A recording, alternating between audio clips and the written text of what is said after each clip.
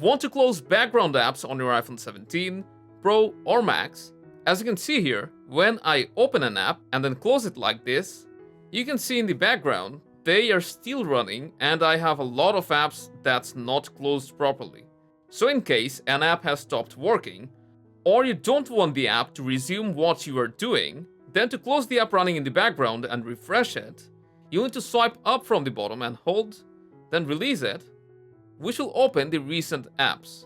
And from here to close an app from the background, you'll just need to swipe up on the app.